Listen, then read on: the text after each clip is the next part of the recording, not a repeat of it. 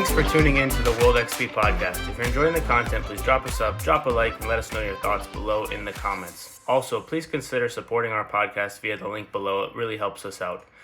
Qais, welcome to the World XP podcast. How are you doing today? Good to be here, Eric. It's been a bumpy few days, but all good. All good things for sure. So why don't you give the people a quick intro, kind of who you are and what you do, and then we'll get the question from the last guest, and then we'll hop right into the conversation. I'm sure it'll take us all sorts of places for sure. Amazing. So yeah, I'm Qais. I was born in Afghanistan, just right before the first Taliban's takeover. So I was there in the 90s. And then, yeah, basically grew up my whole life in Afghanistan and saw what happened there. And pretty much my background also comes from Afghanistan. I finished my school there, my high school. I did work in media for some time, and then nonprofit organization, entrepreneurship, and kind of a mix mash of different sort of things, including photography as well. But then I moved to Germany, did my university in Germany on ethics and politics. And for the past few years, pretty much focusing on Afghanistan and areas of OSINT, open source intelligence, pretty much conducting reports, investigations, and analyzing the situation in the country, particularly fighting disinformation online, trying to verify what's coming out of the country, and yeah, and just trying to be the person that could inspire others to join open source intelligence from Afghanistan because we don't have many people from Afghanistan doing what I'm doing at the moment. Yeah, I think that's one of the big reasons why I wanted to talk to you today. I think, and we'll get into that for sure. But I think you've kind of jumped into to the question from the last guest, which is, what do you want your legacy to be, or what do you want to leave behind? Well, perhaps experience, knowledge, and that the idea of that you can do anything if you want, if you have the will to. Other than that, it's just an imagination. So if you have the will, you can do it, of course. You just have to prove it to yourself. Yeah.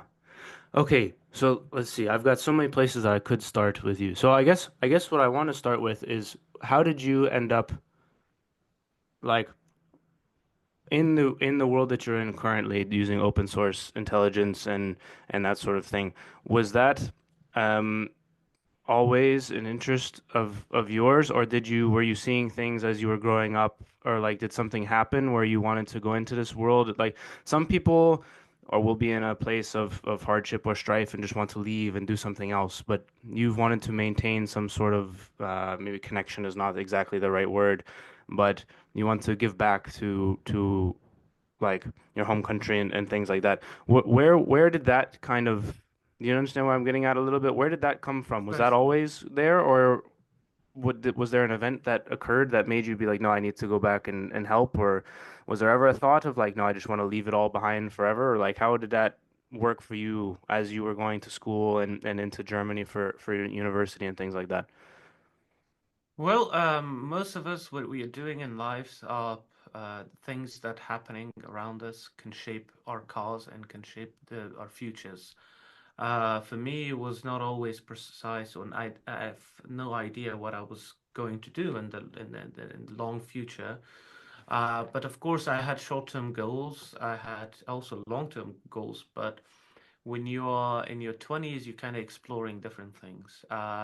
You're passionate about something today, and then you lose passion for that, doing something else tomorrow, or you kind of jumping from one area to another area. I started from very different background, working in the media, being a producer, for instance, and then being a photographer, being a person who had a management role, managing teams and an organization, and then jumping from a non-profit to profit kind of company, things like that. So it was always, for me, it was a challenge to know where I was going. And I'm sure there's a challenge for everyone in their 20s to figure out what they're doing with their lives. And unfortunately, or maybe fortunately, in 2021, when the Taliban's takeover happened, that was a decisive moment for a lot of people from Afghanistan, particularly in my case. For me, it was a moment of reflection of the past 20 years that I grew up in the country, and I saw how things changed, how people in the country, younger generation, they found new ways to survive, new ways, new ideas that they were working on. And basically, it was a new Afghanistan, I would say. And I was here in Germany when that happened, and then suddenly we saw the erosion of freedom of speech in the country. A lot of media channels, they weren't able to report as freely as they could. Journalists were beaten, they weren't allowed to cover protests and things like that. So day by day restrictions on media and press freedom increased, and to a level that no independent media can report anything without approval from the Taliban. And that comes with a lot of censorship, not only by the Taliban, but also for the safety of journalists and media channels. They do self-censorships. And it's hard to verify things. So that was a moment that I kind of jumped into this field and started by just simple verifications. Things like, especially in the period following the fall of the Kabul till a few months, a lot of disinformation were spreading around. Things like video game videos were shared showing, okay, this is the fighting going on right now in some part of the country. And a lot of people believed it. But that was, of course, it was not real. Like you see old videos appearing again, and then you see fake claims. So it was a very dirty information environment. And there weren't many people trying to at least filter out a bit of it to show people, no, this is not the correct information. This is the wrong information, things like that. And that was a decisive moment for me as well that I started in this field, and then I worked on it. I was working with this organization back then called Afghan Witness, basically witnessing what's happening in the country, trying to verify, report, fight disinformation and propaganda, and particularly also focusing on human rights abuses. So yeah, that was a very good opportunity for me as well to learn new stuff, and it was like a school, Hmm. because on one hand, I was trying to reach out to people uh, who were impacted by the Taliban's takeover, such as women and girls, former security personnel, people from other ethnic minorities or religious minorities, and as well as gender minorities to take their stories, write them down, and to tell the world, okay, this is happening to them. This is how their lives changed, and that also included some verifications, like okay, you go through it. That was the time when I actually started, and day by day, my experience increased, and this year I've been working independently and on various aspects of open source intelligence, and I found myself to be the only publicly known open source intelligence researcher from Afghanistan at the moment. And there are very few, I would say maybe 5 to 10 people, if you search from all Afghanistan. And you cannot compare it with any other country. Like let's say in the US, there will be like thousands of people working in this Yeah. field, but it's pretty new in the Afghanistan's environment or among researchers from Afghanistan. What was it like growing up in that environment where there's foreign militaries in your home country all the time? Like from the time I would imagine we're probably similar age. Um, you grow up in that environment. Like what is that like? How did things change over the course of the, we'll say like the 20 years up until the US withdrawal? And then like what was it like to grow up with that? Like what were things that you noticed? What were things that maybe you took as normal that after you left you're like, okay, that was kind of weird. Like what was the experience like? Um, I know it's there's a very lot hard in to that, describe. but Yeah, it's very hard to describe it because you think when I go back and think and reflect on how things changed, because I witnessed it, and people in my age from Afghanistan, they witnessed how the country changed. In 2001 and 2002, if you walked in the capital, Kabul, the capital of a country, it was almost most of the places were flattened during the civil war or the time when the Taliban were there. And then in many areas, schools, women on the street, you wouldn't see any women on the street. The only woman during the Taliban, the first time I would see their faces were my family members, and no faces in the public. So I grew up to like I was 6, 7 years old when Taliban's first regime fell and the US and NATO forces were there. It was quite a different mood. Like people felt that okay, they could be free, and nobody's there to question how what they're wearing, or where they're going. So and men could shave up their beards. So that was a very like a moment of freedom, that you can actually style your hair. It's a very common, it's a very basic thing. But imagine you had restrictions over your hairstyle, even, right? Um, that changed a lot, and gradually the country really felt it. However, I cannot generalize it as well because things were different in different parts of the country as well. This was Kabul, and when I left Afghanistan, it was 2018. Situation was very bad in terms of security. Of course, Taliban were carrying out a lot of suicide bombings, targeted assassinations, and fightings and ambushes throughout the country, especially in the capital. And of course, a lot of civilians would die. My day would start with the fear of, okay, I would always speculate, okay, an explosion would happen in this square or in that square or maybe on that road, because I knew, okay, oh, there is this US embassy, there is this compound, there is this Ministry of, for instance, Defense, or like the target places, and then you want to travel or commute to your work, right? So you always have this fear in the mornings because a lot of them would happen during the rush hour, like people would whenever they were going to their jobs, and in the evening you also have the fear, but not the fear of explosion, but you have the fear of what if you're being kidnapped? What if you're being assassinated? What if somebody put a bomb in your car? Because during the evening times, there were a lot of targeted assassinations. Like they would stick a magnetic bomb in your car, and people would die. Like at least one or two people would die, or armed thieves. So that was the day kind of thing. But apart from that, there was this glimpse of hope that people were clinging on, saying, okay, maybe if we continue like this for another few years, things might change gradually. But everything went back to the zero square. So that's how it was. That's how I remember it.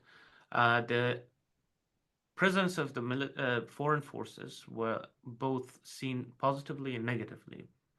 And still, like in the capital, of course, I know that there were instances in the very first few years of the U.S. forces and NATO forces in the country that they would go walk on the street freely, like without any fear, like, because back then Taliban were dispersed and they still weren't regrouped, so there weren't any major security issues like 2004. I mean, 2005.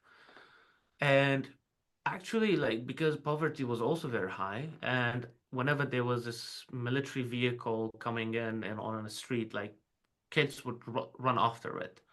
Why? Because they would throw like bottles of juices, different sort of drinks or biscuits or some candies and things like that. Or sometimes they would come with whole aid, and people were receiving it. But of course, these were like until 2005, 6, and 7.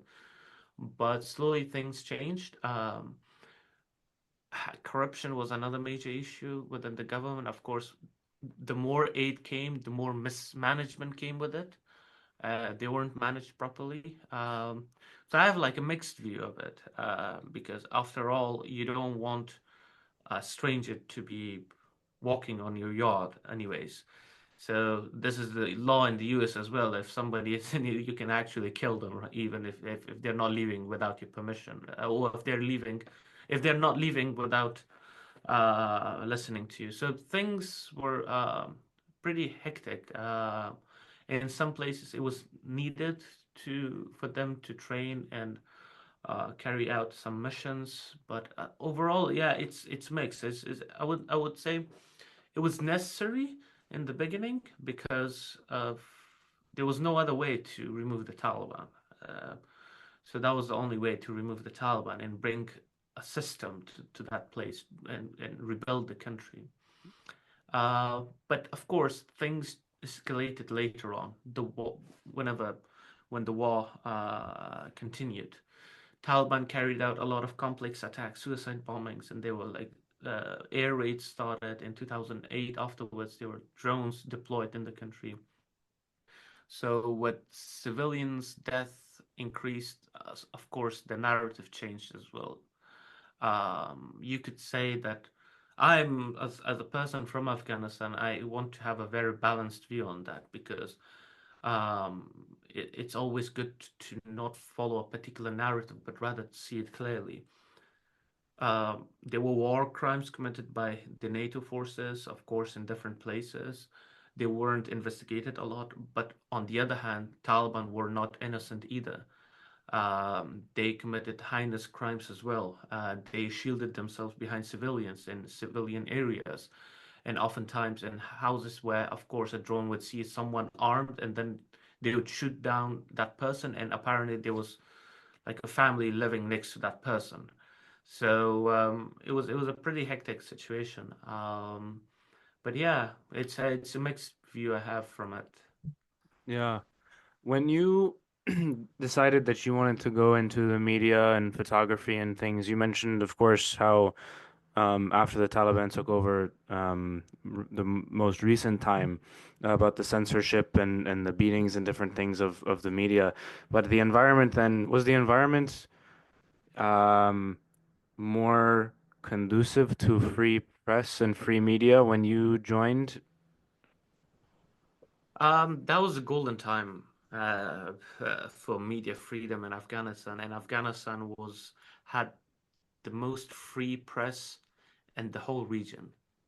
If you could compare it with Central Asian countries and with China, is also a neighboring country, Pakistan or Iran. So if you compare it with the region, Afghanistan had the most free press because they could criticize the president directly, and there were like political shows that they would literally curse politicians and things like that. So yes, it's good, but also it sounds bad. Like when you say, okay, they could curse each other, but it also tells you like there was this freedom that people could express themselves, right? There weren't much censorship, and a lot of things worked on. Very tough and taboo topics were brought in for discussion. Things like about ethnic issues within the country, for instance, the issue of women's rights and things that people like or civil society as in general. So, but I wouldn't say that it was perfect at the time. It lacked it. It was a sudden freedom. It wasn't a sustainable one. So a lot of people were trained in this field as well. But it was an achievement. Media in Afghanistan was the basis for its democracy, was a hope for Afghanistan's democracy because that was the only thing promising long-term democracy in Afghanistan. Of course, we had corruption, we had issues in other parts, but having a free press means your country is democratic. So that and it was like that, or at least they tried to make it look like that for that time. Yeah. Did you, and you don't have to generalize, but speaking from, I mean, if you want to, you can, of course. But you mentioned, of course, mixed feelings of the US and the NATO forces being there. The view from some Americans is we never should have been there in the first place after we got after bin Laden was killed.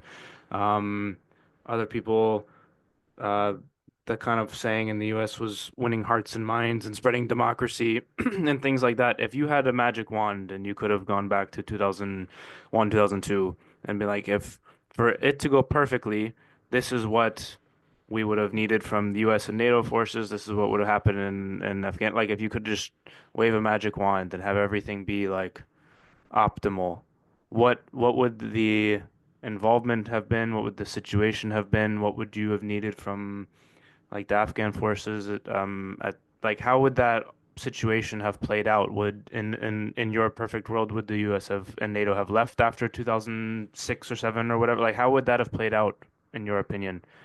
Speaking from somebody who's there, like because people in the US where I am, like we don't have the experience, so we can only speculate on like what is going on. Mm. So from your perspective, like how would it have been best handled?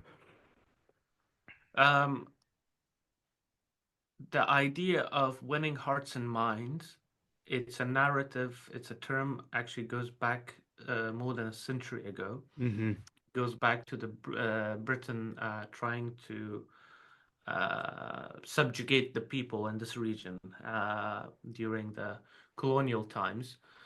And one strategy they found that worked somehow in their favor, and that was okay. We shouldn't force, we shouldn't kill people, but we rather have to win their hearts and minds because that will bring loyalty. That was a thing that they tried to implement from the U.S. perspective as well, but it didn't work. Of course, there were many reasons, and I don't want to go into that because it's a whole discussion of its own. Yeah. But from what I can say, and it's actually been proven that Afghanistan um, is a country that is extremely uneducated. Most of the population is uneducated. So one is literacy, that's something different. Okay, reading, writing, that's not education. Education brings a group of elites in different categories of society, right? If it's architecture, if it's literature, if it's uh, if, and in terms of military elites, or in different sectors, right? We didn't have that. We did have it for a short time, but it wasn't sustainable as well during the 70s, 60s. Um, but the thing that every ruler failed in the country was that they underestimated the will of their people, one thing. Secondly, it was that they could not understand their people. And thirdly, they tried to enforce their own idea of governance on people that actually want to be free. And even if they want to be governed, they want to be governed without thinking that their own way and traditions are taken from them. Meaning, um, so if you want to understand the country, you have to go to the villages, okay? So that's the real country. That's where the history is, where the tradition is, and because most of the country is not living in urban areas, so there's more villages. So when you go to villages, they have a system of self-governance across Afghanistan, and this has traditionally been working for them, no matter who was ruling them. And that was they always go to a mosque. They choose their own leader by consensus. So in a way, it sounds democratic, right? So they would choose it. They would come, okay, who wants to be representative of our village to the government, for instance. And this is unofficial governance. The government has no control over villages. They, the villages themselves actually bring their representatives to represent them to the government. And this guy or person who's representing them, he's not being paid by the government. He receives some privileges within that village, or some titles and maybe some financial incentives. But that's how it works. But what happened in the country was that during the communist government of Afghanistan in the 80s, they tried to enforce the same system on even on village level. So they wanted to bring formal government on the village level. And then of course they failed. People were dissatisfied. And then you have the Taliban in the 90s. They did it the same way. They tried to have say, okay, we have one leader everything should be implemented from one point of view. And the same happened when the US came, okay? So when people, there's the psychology of people is that when they are tired of one system, they're willing to give in to another system, no matter if that's a religious based or secular based, because if you fail them, they don't care who it is. That's what happened when the NATO forces were there. They were welcomed in the beginning. They were welcomed, and that's, though it's a very tribal society country, and of course historically it's been labeled as the graveyard of empire, which is, I don't agree with it. A lot of nationalists from Afghanistan think it is, but it's a graveyard of its own people more than anything else. Um, so first, they're welcoming. Of course, they're welcoming. They don't have the problem. But when you fail to uphold what you promised to them, if you bring something that you never told them, of course they will lose loyalty. And in the long term, if you don't provide your services as you should, like corruption was one of the main things that actually failed the country. And in a lot of places, Taliban tapped into that gap and increased their popularity. For instance, in the judicial system, if something, a crime was committed, okay, you have, when you have formal government, you have bureaucracy too. So they had to find a solicitor, and then okay, they would make a case, and that case would go to the court, and the court would give them an ultimatum, or they would wait for months or something, and until they had their hearing. And even in the hearing, if the defendant was a rich guy or had money, though they may have killed people, they could just bribe the judge, and the judge would not sentence them to prison, and they would get free. So of course, if you're seeing that, you will say, okay, what am I doing? Why am I loyal to this government, right? And the alternative was Taliban. What the Taliban did was like a quick decisions, and then, for instance, they would go, okay, it was, if somebody killed someone, they would say, okay, either that family should forgive you, or you should be killed. That's it. That was the final judgment. And that's why in a tribal society, people want quick results. They don't have the long-term strategy to wait, or if you're being corrupt, they judge you by what they're seeing. So that's how Taliban increased their popularity in some areas when there was corruption. Like, okay, governmental office was there, but they would, for the service that they needed to provide for free, they would get bribes from people. And bribery wasn't just a very thing of the Afghans themselves, it was also by the US contractors themselves, that they would come in, they and invest in the country. And on the other hand, the contractor was also let's say a foreigner. They would get the same money, work there, and then they would take the money back to their home. So actually the money didn't stay there. That's another thing. And in a lot of places, they never collected or never recorded how much they were giving to people.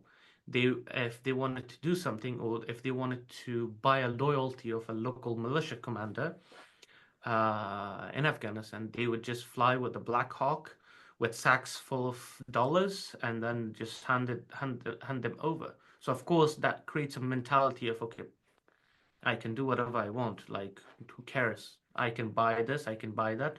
So money was more important than anything else, than actual democratic ways. So if I was back to your question, so if I was there having that magic wand, I would primarily focus and invest on system, making a strong system that you cannot defy it, that you cannot, and also not giving power to one person, trying to distribute power across different entities and authorities. In that way, you can actually limit the spread of corruption. And Afghanistan president was the most powerful. Even if you wanted to get a position as a teacher in a province or in a village, and that school would say, okay, we have no vacancy, no position for you. The only way you can do that to get an approval from the capital. So you had to take a bus, take a very bumpy road, no asphalted, maybe very harsh terrain, cross it, get to the provincial center, and then provincial center would give you another letter proving that you need this. and for final approval from the capital. And then you have to travel all the way to the capital and you wait there. So you go there and coming back, whether that happens or not. But along the way, you also have to pay bribes to get that. Just imagine the amount of time that is being spent, how much time is wasted, how much money and resources wasted. So of course it lacks progress, right? And meaning that Afghanistan system became like very centralized. The whole power was under one entity, like the presidential palace. So that also created a way for corruption. The only way you could do your stuff quickly was to just pay people, and they would do your work. That's how it became a culture. If I was there, I would definitely create a bit of decentralization. At least give more power to provinces, and also turn provinces into being not chosen by the president, like governors in Afghanistan. They weren't selected by the votes or elections. They weren't elected, basically. They were selected Ah, to govern. So that also created a distance between locals and between the government. Afghanistan has a diverse landscape with diverse communities, languages, and ethnicities. So a person from the south would go and govern a province in the north. They couldn't speak his language as well. So how would you govern then? So yeah, decentralization was, I think, in my opinion, was a key to curb the spread of corruption and also create a more sustainable way that people would stay loyal and not fall for the propaganda that Taliban was spreading back then. it's a good I know it's a answer. lot to take in. No, it is. It is. Um, it is a lot to take in, but I think is very good information, I think, for sure. And okay, so I want to kind of keep moving chronologically um, to when kind of shortly after you left for Germany into the withdrawal and kind of what occurred after that. There's been some reports that the U.S. is sending loads of money to the Taliban, which is not great, obviously. What is the situation like? So, how did the situation evolve um, up until the withdrawal? And then, obviously, we understand um, that the withdrawal was not executed well at all. We don't have to go down that rabbit hole. I think people can go look for themselves.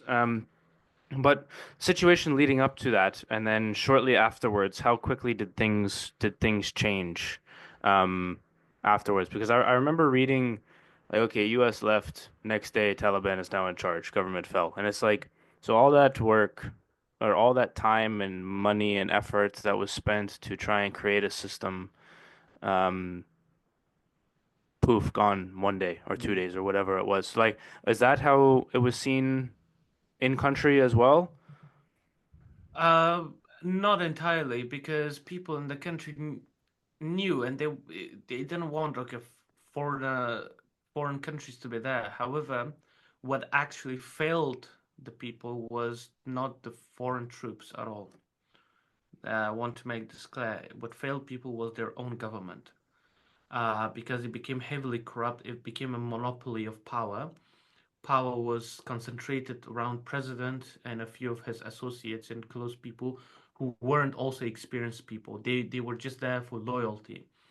For instance, one of the Afghanistan's national security advisor was a young guy who had a degree in computer science and never worked in security sector. And then he was actually dictating security decisions on military commanders even. So though technically he shouldn't, he's a national security advisor, but because the power was so monopolized that ministers were nothing there. Minister of Interior, Minister of Defense, and the Chief of Intelligence, they couldn't execute like proper missions without approval from the National Security Council. So the power was very concentrated, and I think that's why it failed. And it was a bunch of uh, um, not ill-experienced, not aware what's happening, and very arrogant in that way too. They were thinking, oh, nothing will happen, and they were also fooling themselves that okay, the U.S. will stay no matter what. So that's that was their failure, short-sightedness, I would say, uh, corrupt power monopoly, corruption, power monopoly, and short-sightedness. I think these were the things of the government that they weren't ready for it, and Taliban just swept all the way and took over because they knew if they fight, it would be very deadly and bloody in places. So it was the same like the Syrian thing that happened.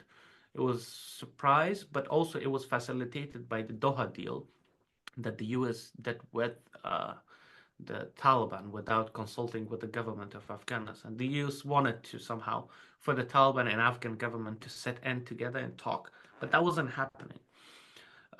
Even despite that, they could hold on to it, but they didn't have that strategy. They didn't think that okay, that might happen. Even in the last days, they thought, oh, maybe like we can keep Kabul, you know. But just a few hours before Taliban's get into Kabul, news spread that the president fled the country. And he fled. And his argument later was that oh, he didn't want to shed any blood.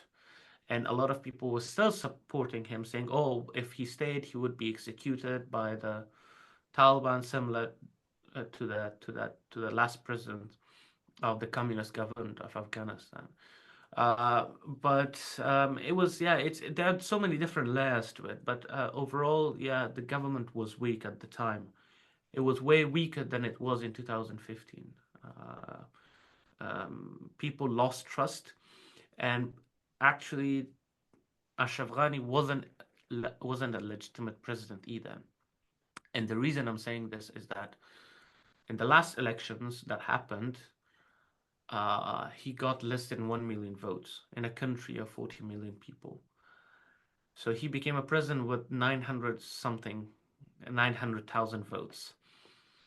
So, so how would he be legitimate? A lot of people didn't vote for him, and a lot of others didn't even go to the elections, and many others they weren't able to because they were afraid that the Taliban would kill them.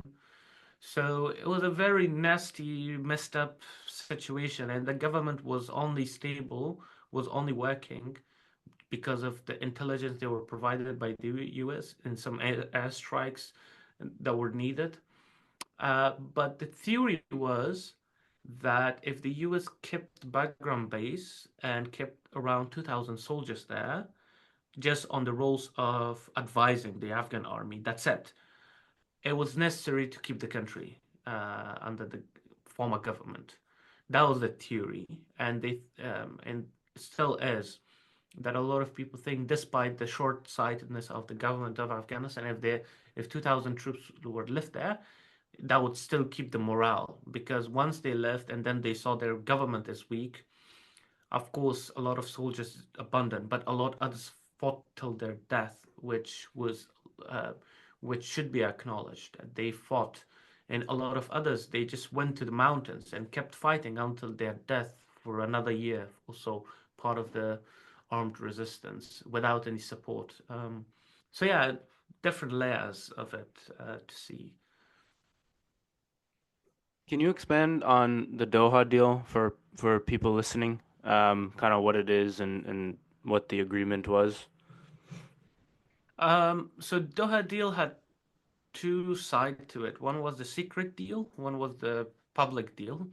So the public deal was okay, the US is going to withdraw from Afghanistan, that will stop fighting with the Taliban, and that based on that, since they signed the deal, the Taliban would decrease their violence. So there has to be reduction in violence in Afghanistan overall. And there's so many elements to it, but I think one thing was clear about it was that it facilitated the return of the Taliban. And the secret articles of Doha deal was that an interim government should be created, and that within that government, at that time, until an election is organized, for 6 months there has to be a national ceasefire, so no fighting between the Taliban and the U.S. And the Afghan army. The US will leave, and then it will be an internal Afghan process for them to decide on their future government, like whether how much of the power should go to the Taliban side, how much to the current government, and there has to be an election. So the leadership must be elected by the people. That was the secret parts of the deal, and that also included the integration of Taliban within the Afghan army. So they would join and create one government, basically. But what happened was that on the last day, when the Taliban were coming to Kabul, they didn't try to attack Kabul. They were trying to surround Kabul and then send their delegates to the presidential palace to have to talk about it. That's when the president fled the country, the Doha deal was broken at that time. So the Taliban had, based on their argument, what Taliban saying, quote, that they entered Kabul because to prevent crime and chaos and anarchy. So that's why they entered Kabul. And if you look at the Taliban government de facto authority, they they don't call themselves, like, the ministers are not called ministers, they're called acting ministers. So they still think that they may have to form a proper government. So every minister is called acting minister of foreign affairs, acting minister of interior affairs. So they still kind of think that would work, but I think Doha deal failed enormously. Part of that was also to allow women and girls to go to school, to stop all forms of violence. But that continued. Taliban repercussion against former Afghan army and security personnel continued. Constantly, like, people are disappearing and then their dead bodies appear somewhere. And of course, Taliban do not admit it, but that's how it works at the moment. That's what they're doing. So yeah, I think the Doha deal was to create a new government without the US being involved jointly by the Taliban and the former government, and decide on the future, and for the US to withdraw completely. And I think everything failed on August 15. So yeah, it's a very messed up situation. Still, people trying to figure out what exactly happened, and still they don't know, because you have the U.S. side, you have the Taliban side, the former government side, and you have the people's side, and then there was also the British angle to it. Even Britain said that we could have stayed. If the US left, we could have still stayed. But then the counter argument was that we went there because of the US. So we were going to leave because of the US. Um, that was it. Mm. So I was doing some digging, and it seems like there's resistance groups in Afghanistan that are trying to fight against the Taliban. Is that the case? And the other kind of follow-up to that is, given the situation in Syria that has unfolded over the last couple of weeks, and also further conflicts with Israel and other countries in the region, other groups in the region, um, it seems to me like we are in line for some sort of reshuffling of the power structure in the region. Is that also what you are seeing, or like what are your thoughts on that? Like the current Well, situation? definitely. Yeah. Yeah, definitely. Things are changing a lot. And I think under Trump presidency, we will see a lot of changes, starting from Ukraine. I think already Ukraine is signaling that it's willing to negotiate and talk with Moscow. So things would change in that regard. Things would change, of course, and in the Middle East.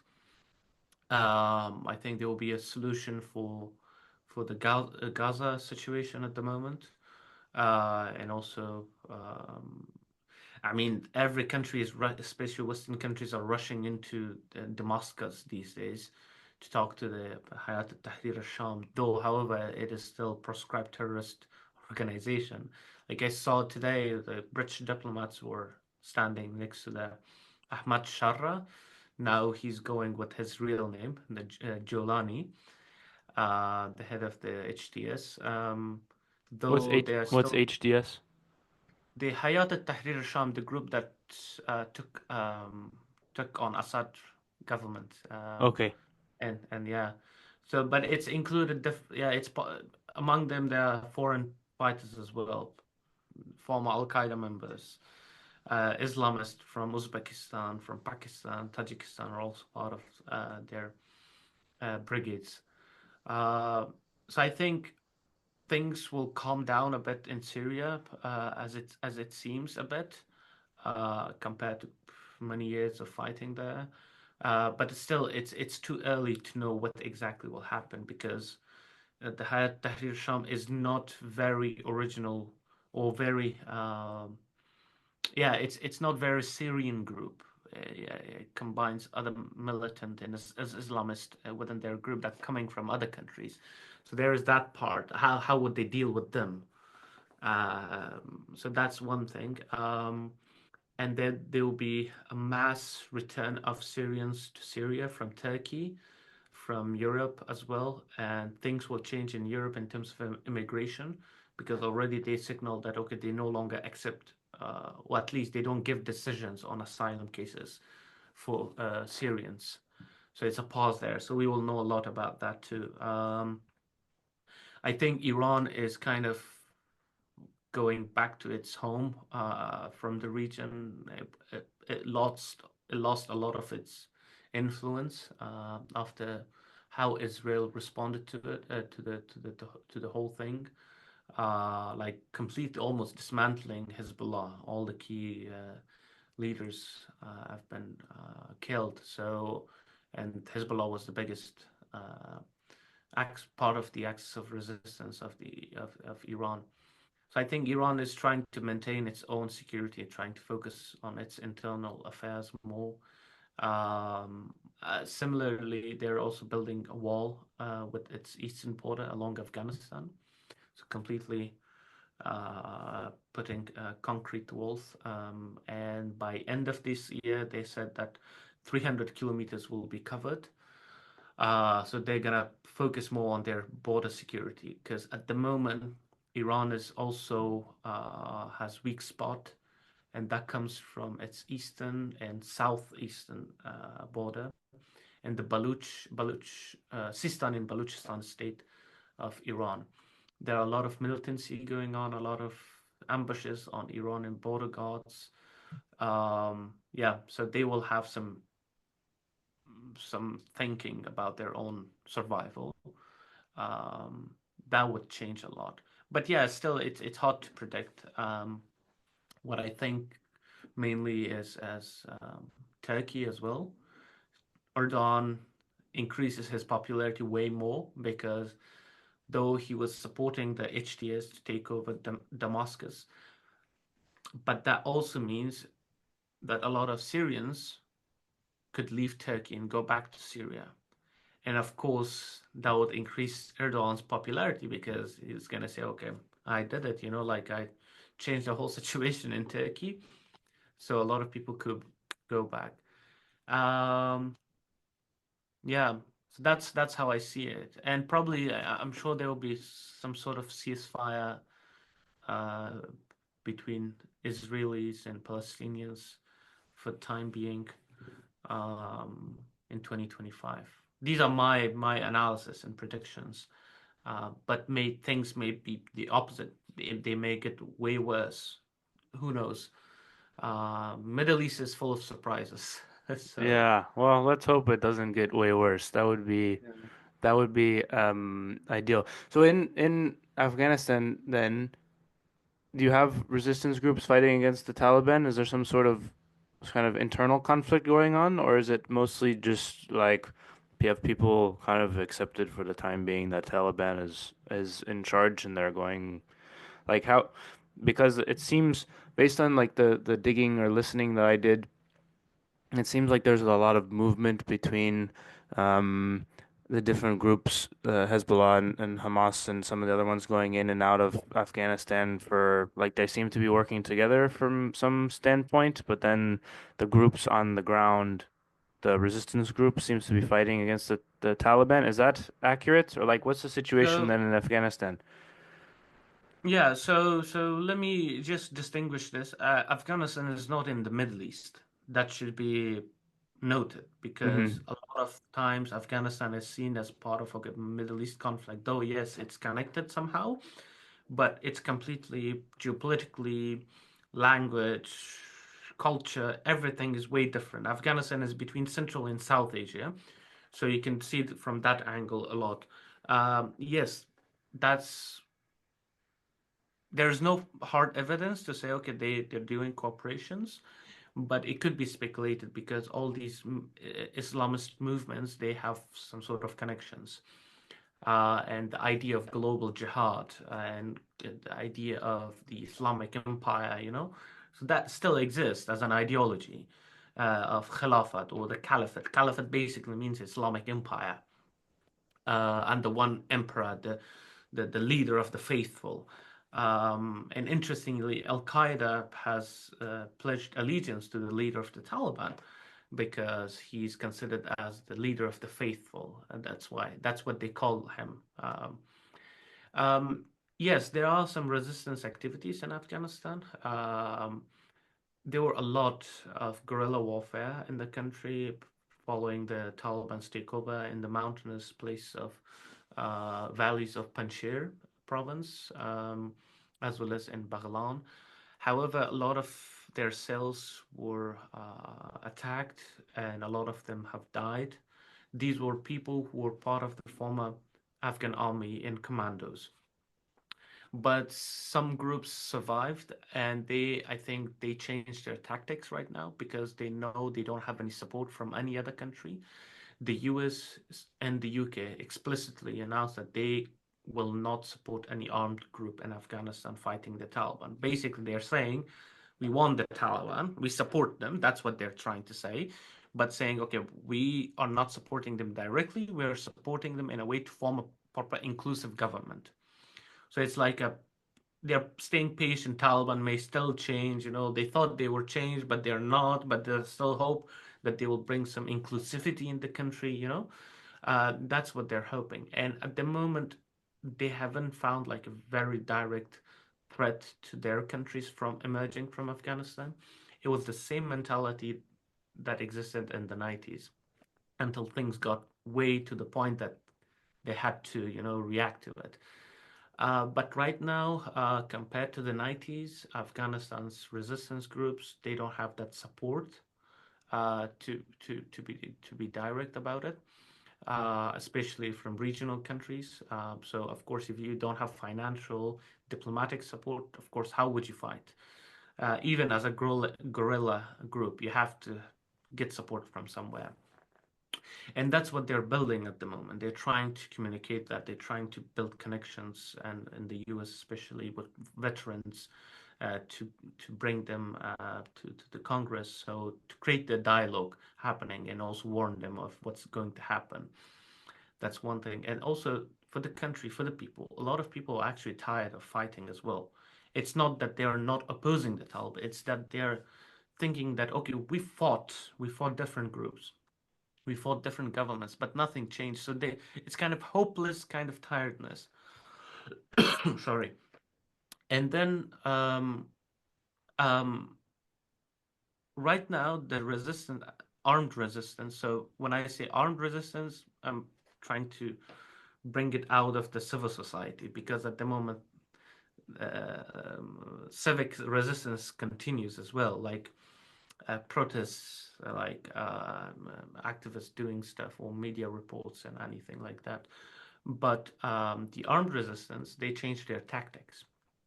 of not fighting directly, but rather trying to do ambushes, hit and run.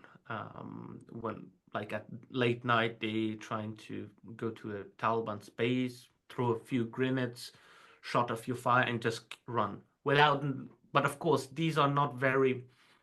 They create a sense of insecurity for the Taliban, but they're not very impactful. This is based on my research and my verification. So most of the time, they actually don't have casualties on the Taliban, but may have injuries. And then sometimes they do have casualties, but what they claim is not all the time accurate as well.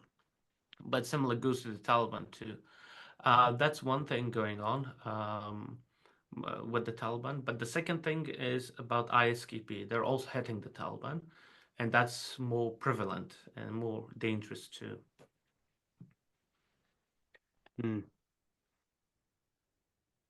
Well, you got any good news for us?